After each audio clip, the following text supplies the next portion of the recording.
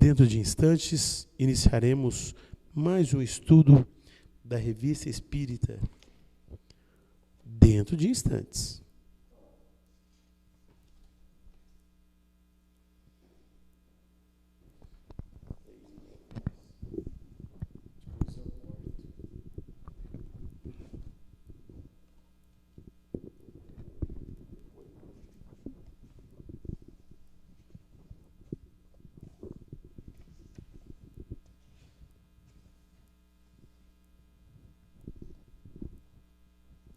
Olá, pessoal. Estamos dando início aqui a mais um estudo que nós resolvemos chamar de Reflexões Espíritas. Por enquanto, temos participado, Adolfo e eu.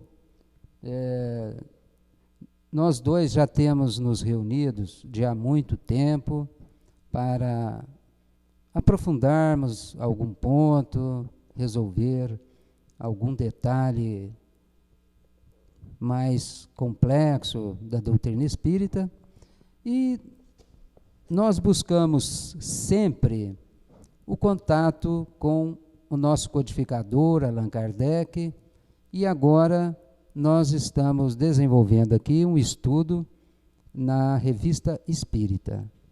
Vamos lá então, Adolfo?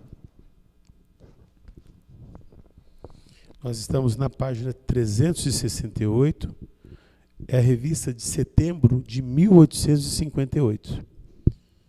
Continuando o estudo sobre o tema propagação do Espiritismo. Então, página 368. Que nós já iniciamos, estamos no final, né? Perfeitamente. Vamos lá, podemos começar. Então, vamos lá, página 368. A qualidade dos adeptos do Espiritismo merece uma atenção particular. São recrutados nas camadas inferiores da sociedade, entre pessoas iletradas? Não. Estes pouco ou nada se preocupam, talvez apenas tenham ouvido falar do Espiritismo. As próprias mesas girantes, neles encontraram poucos adeptos.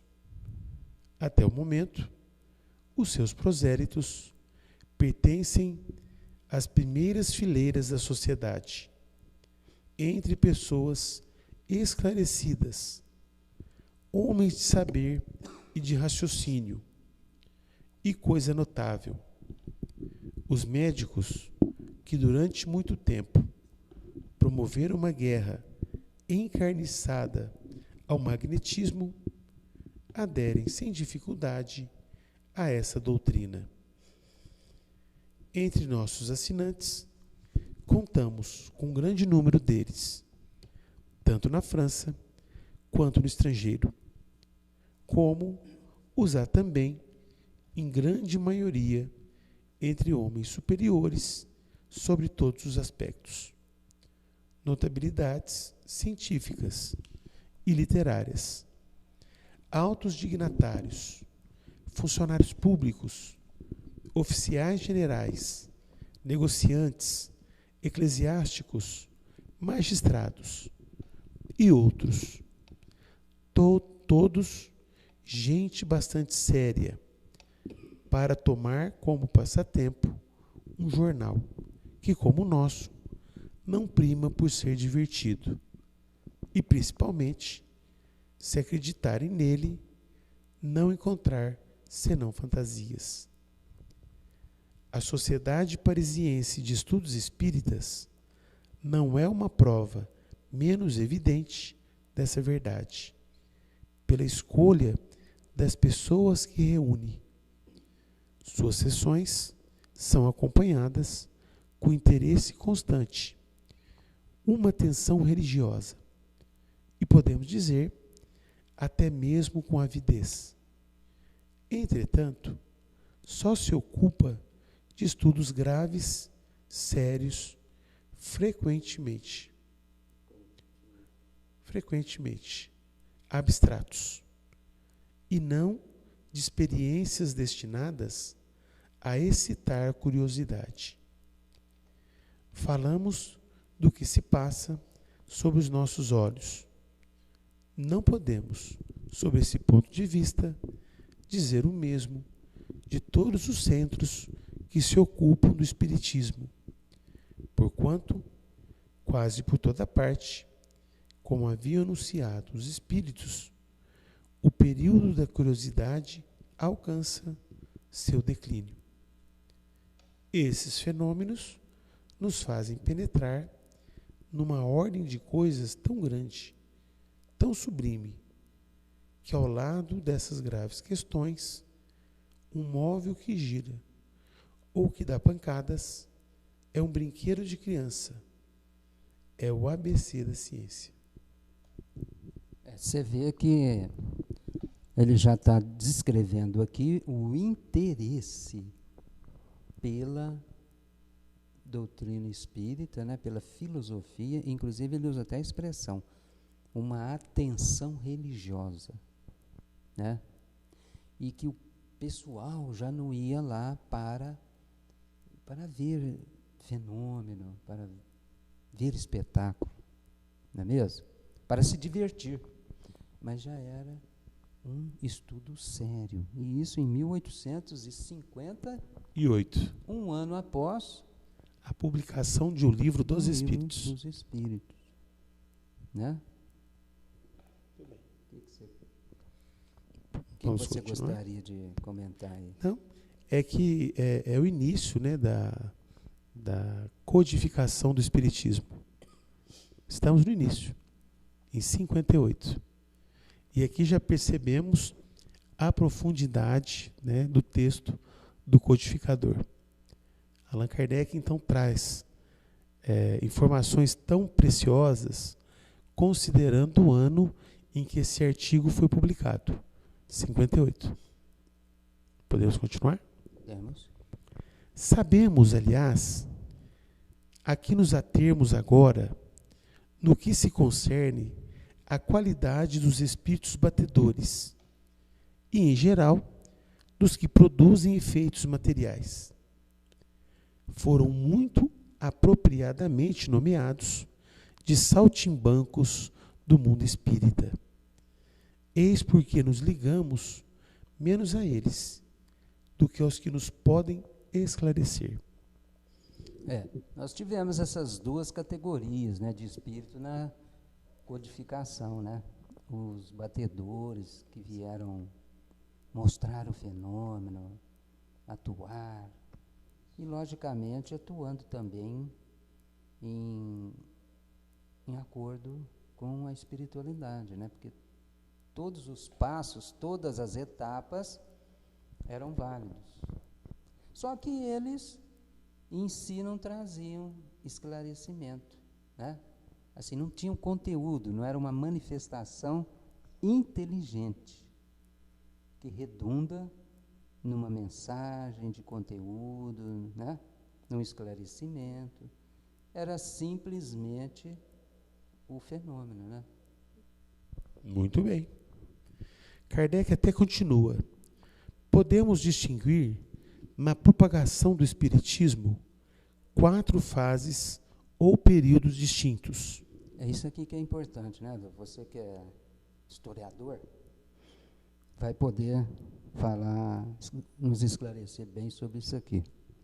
Primeiro, o da curiosidade, no qual os espíritos batedores hão desempenhado o papel principal para chamar a atenção e preparar os caminhos. Segundo, o da observação, no qual entramos e que podemos chamar também de período filosófico.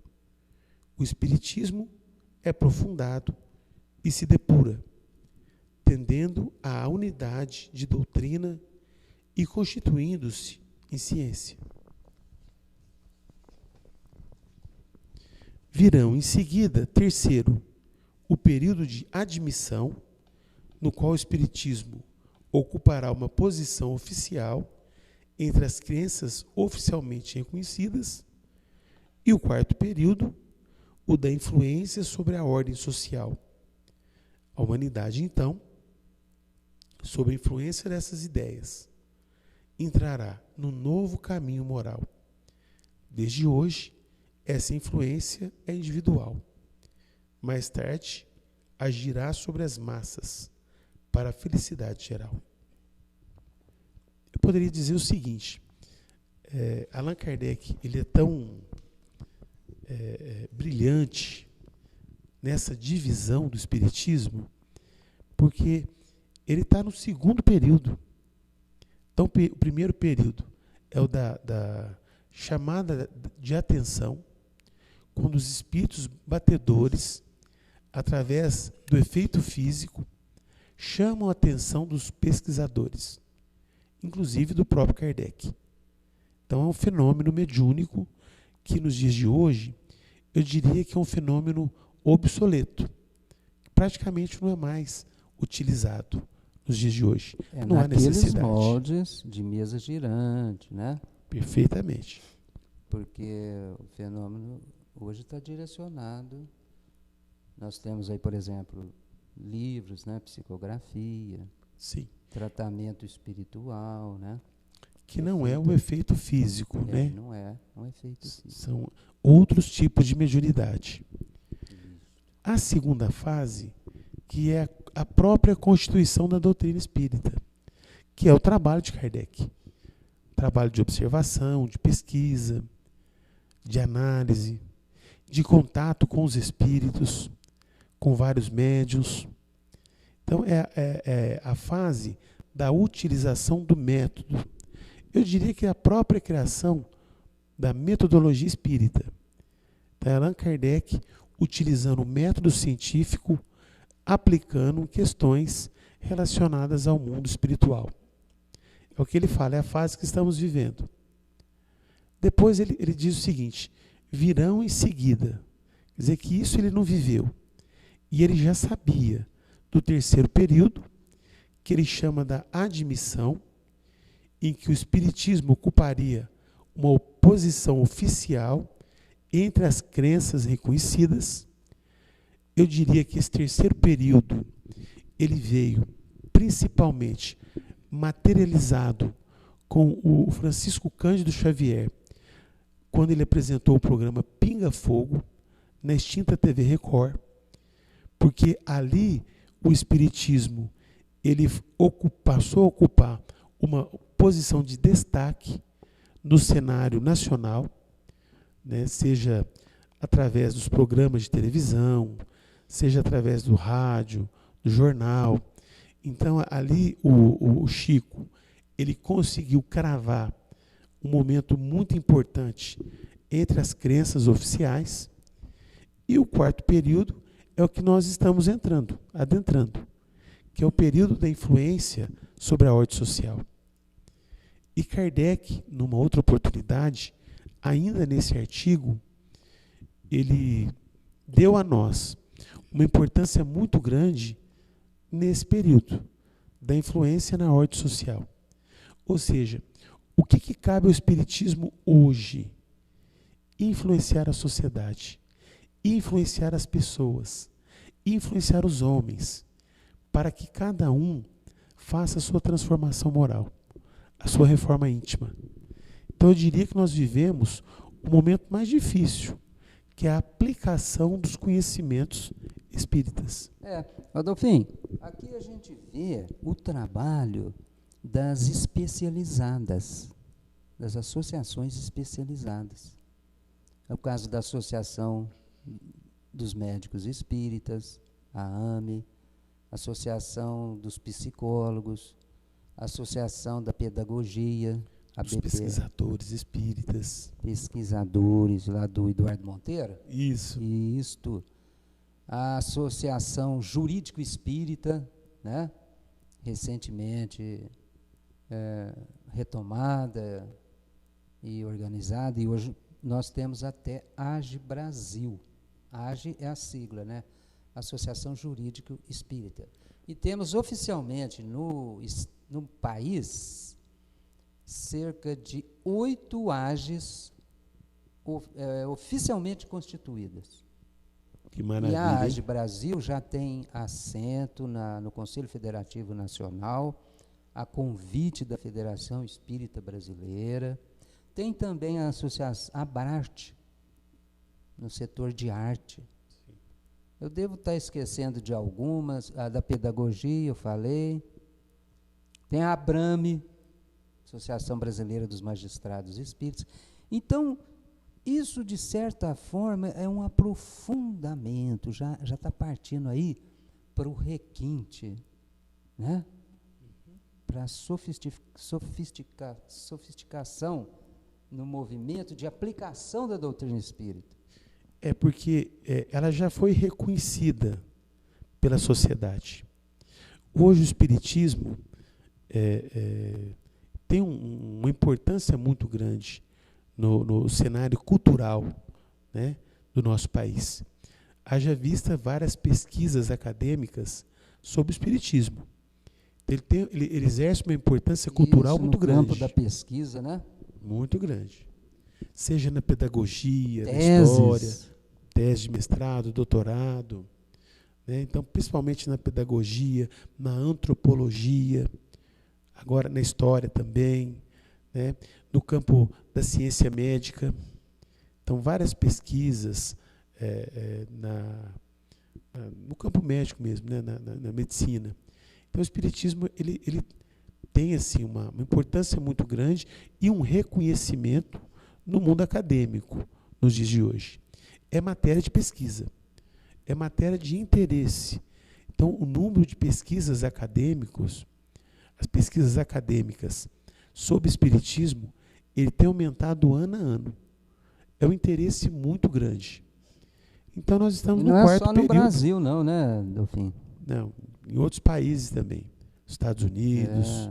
Porque mesmo que não seja exatamente sobre doutrina espírita, mas sobre temas ligados, por exemplo, a reencarnação, pesquisas, livros, né? A própria parapsicologia se dividiu em parapsicologia com alma e sem alma. Com alma são os espiritualistas, né? As sem alma são os materialistas. E no campo, aquele detalhe do experiência de quase morte. Também nós tivemos a oportunidade de assistir num dos congressos da AME, aqui em São Paulo, a apresentação de um companheiro americano que tem pesquisas sobre esta área, e foi trazido no congresso da AME. Né? Então, são correlatos. Eu, participando de um congresso da Liga de Pesquisadores, tive a oportunidade de conhecer também um trabalho de um pesquisador brasileiro que estuda terapia de vidas passadas. E na pesquisa desse pesquisador, no trabalho desse pesquisador, ele apontando vários estudiosos, principalmente lá nos Estados Unidos, que fazem pesquisas nesse campo e com experiências, inclusive, de outras vidas. Pesquisadores da academia, e são pesquisas que não são espíritas, né? Então, são pessoas trabalhando na academia com uma temática espírita, no caso, falando de outras vidas, né? A partir de um recurso que nem é tão recomendado assim pelo meio espírita, que seria o estudo de terapias de vidas passadas. Mas, nesse caso, é um trabalho de um psicólogo, então, profissional da área, usando técnicas apropriadas, uma metodologia específica, né? São pesquisas que não é um espírita, não é um trabalho espírita, mas é a temática espírita sendo pesquisada. Né? Exatamente, a temática espírita, né? Porque essas pesquisas, é claro, elas vão sendo incorporadas no ambiente espírita. E a partir desta incorporação, elas tornam uma divulgação, né? E nesta divulgação, cria um elo simpático com o pesquisador, que às vezes não tem nem religião, às vezes, eu não vou julgar, né? Pode ser que tenha, pode ser que não, mas que não são assim verdadeiramente espíritas, né? Mas pesquisam assuntos correlatos e o assunto sofre essa sequência aí que nós falamos. Entram no contexto espírita e o movimento espírita divulga, vende até livro, né? Nós não vendemos livro do Dr. Banerjee, lá da Índia, 20 casos sugestivos de reencarnação, né? Está vendo só? Então, o meio espírita acolhe esses trabalhos, porque são trabalhos científicos e que vêm corroborar a tese espírita, né? Para nós é um reforço. E significa estarmos abertos, aí sim, abertos para uma coisa que foi feita com método científico. E Allan Kardec? Então ninguém pode dizer que a doutrina não seja aberta. Muito pelo contrário. Allan Kardec, sendo um homem da academia, ele sempre nos orienta a estudarmos vários temas, vários assuntos, até mesmo sob o ponto de vista cultural. Agora, ele faz uma recomendação que não é muito entendida por alguns espíritas, porque ele diz assim, ó, se a ciência encontrar algum ponto em que no espiritismo ele precisa ser revisto, que o espiritismo vai ficar com a ciência. Mas a fala de Kardec é a ciência. E às vezes tem um companheiro, um espírito que traz uma informação e já tem gente que quer incorporar isso no corpo da doutrina. Nós temos que ter cuidado. Você lembrou bem, ele falou ciência, né? E ciência, às vezes até pode não ser no meio científico exatamente, mas desde que use um método científico, né? Que é o que ele usou na segunda fase, a fase da observação. Ele não pegou a primeira informação ou a primeira mensagem de um espírito e publicou. Ele não fez nada disso. Foi criterioso, ficou anos estudando, pesquisando, de modo que a partir das experiências é o que ele chama de método experimental. Ele chegou à teoria. Ele fez o contrário. Normalmente a ciência faz o quê? Ela parte da teoria e chega nas experimentações. E aí vai chegar a um denominador comum. Ele é o contrário. Ele partiu dos experimentos. Ele partiu das observações e chegou à teoria. E chegou até o ensino dado pelos espíritos superiores. Então o trabalho dele é trabalho de fôlego, é trabalho de pesquisa. E é por isso que ele fala, se a ciência vier, né, que o trabalho científico também é de fôlego, né, também é de observação, de análise, e chegar a considerar que um ponto precisa ser revisto, aí sim nós vamos ficar com a ciência. Então é isso que nós precisamos entender no movimento espírita. Não é aceitar a opinião de um espírito ou de um médium, porque isso é ponto de vista. E aí eu me lembro do saudoso Bezerra de Menezes, espírito que tanto amamos.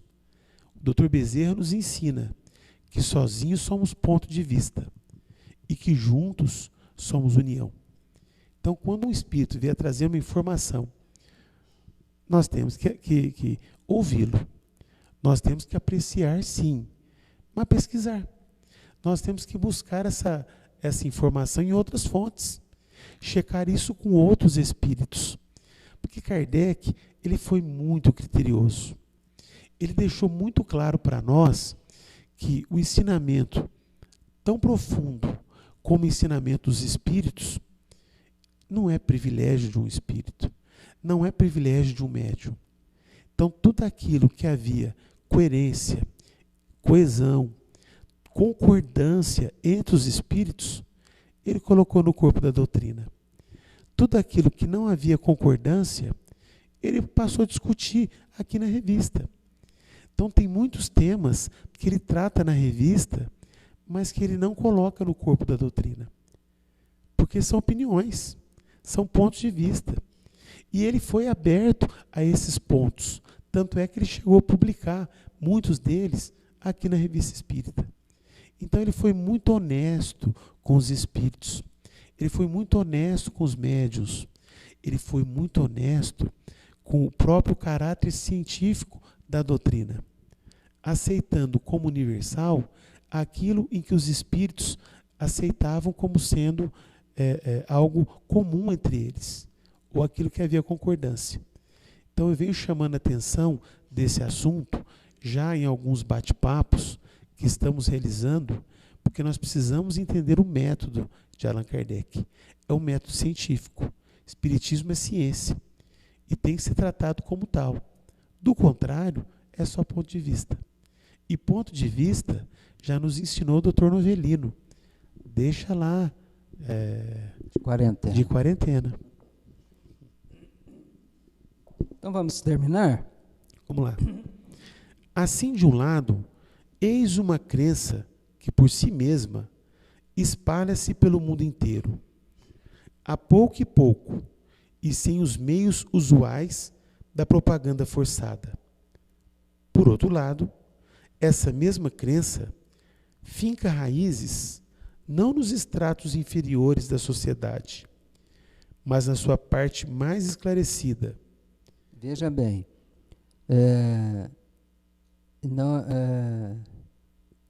sem os meios de propaganda forçada. Ele teve até exatamente o contrário, né? A propaganda contra. Sim. Não haveria nesse duplo fato algo de muito característico e que devia fazer refletir todos quantos ainda consideram o espiritismo um sonho vazio? Ao contrário de muitas outras ideias que vêm de baixo, informes ou desnaturadas, não penetrando senão com dificuldade nas camadas superiores, onde se depuram. O espiritismo parte de cima e só chegará às massas desembaraçado das ideias falsas, inseparáveis das coisas novas. Já dizia o Sócrates, né? A verdade é dona de si. O que não for verdade vai cair, né? Por terra. Aqui Allan Kardec também faz uma análise muito interessante, porque é o início da codificação da doutrina, 1858. Ele fala assim, no início, o espiritismo penetrou no seio da intelectualidade. Quais são os primeiros espíritas? São intelectuais, são estudiosos, são pesquisadores. Então Kardec, ele fala bem aqui no finalzinho que o espiritismo, quando ele chega às massas, ele já passou por um crivo, ele já foi analisado, né? Ele já foi observado por vários homens da ciência, homens que detinham conhecimento, de forma que quando o espiritismo se popularizou, ele já foi muito analisado pelos homens. O próprio Kardec, respondendo a várias pessoas, inclusive utilizando a Revista Espírita como um veículo de comunicação, ele esclareceu muitas almas, esclareceu muitos homens sérios, muitos céticos, inclusive, né? Então, ele dá uma demonstração de que o espiritismo ele surge num ambiente intelectual, onde houve um preparo, onde houve ajustes, e que quando ele chega para a massa, para o povo, ele chega já em condições de fazer com que várias pessoas pudessem se instruir. Porque para instruir, primeiro ele passou pelo período da observação, da análise, das perguntas. E Kardec buscava a verdade. Ele buscava o conhecimento. Ele buscava o esclarecimento. O Espiritismo depois veio esclarecer, mas num primeiro momento, a busca pelo conhecimento foi exaustiva, foi muito grande. Verdade. É preciso convir, entretanto, que entre muitos adeptos existe somente uma crença latente. O temor do ridículo entre uns e noutros o receio de melindrar certas suscetibilidades os impedem de proclamarem alto e bom som as suas opiniões. Isso é sem dúvida pueril. Entretanto, nós os compreendemos perfeitamente. Não se pode pedir a certos homens aquilo que a natureza não lhes deu: a coragem de desafiar,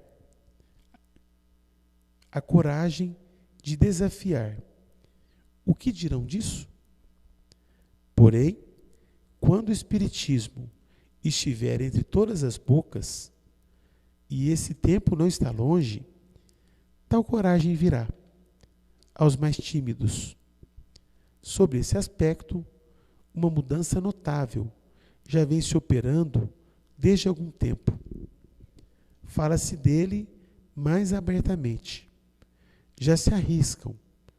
E isso faz abrir os olhos dos próprios antagonistas, que se interrogam se é prudente, no interesse de sua própria reputação, combater uma crença que, por bem ou por mal, infiltra-se por toda parte e encontra apoio no ápice da sociedade. Assim, o epíteto de loucos, tão largamente prodigalizado aos adeptos, começa a tornar-se ridículo. É um lugar comum, que se torna trivial, pois em breve os loucos serão mais numerosos que as pessoas sensatas, havendo mais de um crítico que já se colocou do seu lado. Finalmente, é o cumprimento do que anunciaram os espíritos ao dizerem: os maiores adversários do espiritismo tornar-se-ão seus mais ardorosos partidários e propagandistas. É isso aí, realmente, nós vemos até a própria imprensa, né? Que é o quarto poder, até a própria imprensa, quando viu, a partir da que você citou do Pinga Fogo, já começou a ter uma outra visão, né? E hoje nós temos aí filmes um atrás do outro, novelas, né? Novelas com a temática espírita, né? Sendo lançada aí no mercado. E nós somos os loucos, né, Antônio? Nós somos os loucos. A verdade, de médico e de louco, todo mundo tem um pouco, né? Mas encerramos então esse estudo sobre a propagação do Espiritismo, um artigo elaborado por Allan Kardec em setembro de 1858. Mais alguma coisa? Não, é só. Tá? Então nós vamos ficando por aqui, né?